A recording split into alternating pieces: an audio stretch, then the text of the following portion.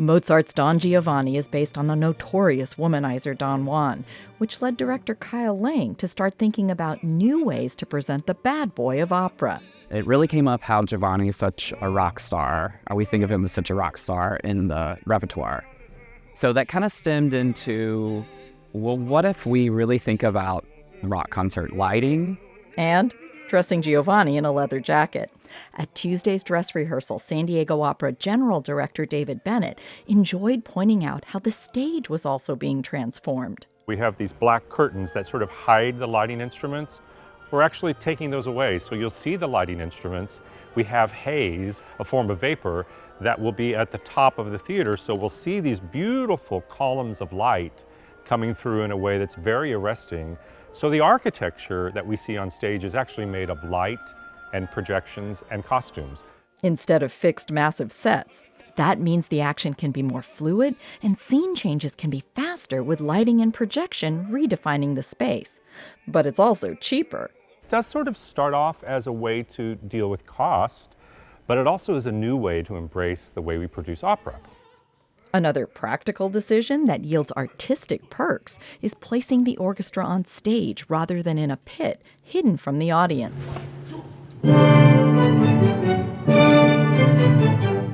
This is actually how opera started, was orchestra on stage. That way, audiences can clearly see conductor Yves Abel and the musicians of San Diego Symphony. There's an energy that comes when you see the workings of what happens around a production, and seeing the orchestra on stage, it kind of allows you to see the organs of the mechanism working together rather than just the skin or the makeup on the outside. You really get a more visceral experience by seeing not just the singers working, but really seeing the conductor working.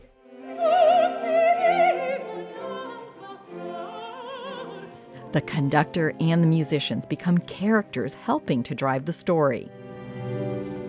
The use of contemporary costumes and props help a modern audience connect to the centuries-old story.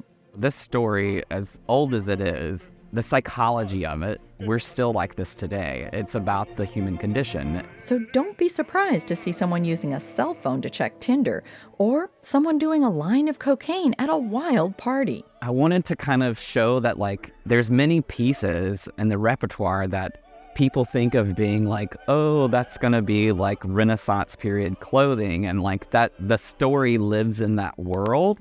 This story does not just live in that world. This story is timeless. But some things are changing for attendees.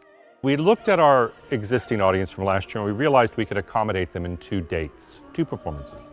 And because the cost of producing opera is so expensive right now, sort of the fiscally responsible thing to do is to not overproduce expensive opera. We should sort of look at what our demand is and deal with supply and demand. So that's really where this decision of reducing our number of performances came from. So instead of having 4 performances partially full, Don Giovanni is looking at 2 almost sold-out performances in the 2,800-seat Civic Theater this weekend.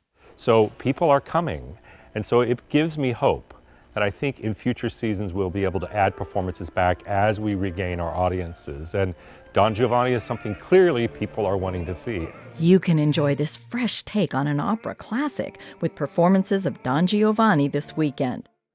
Thanks for watching. I'm Beth Accomando, KPBS Arts and Culture reporter, and I cover everything from opera to film reviews. So check out the playlist and subscribe. And thanks.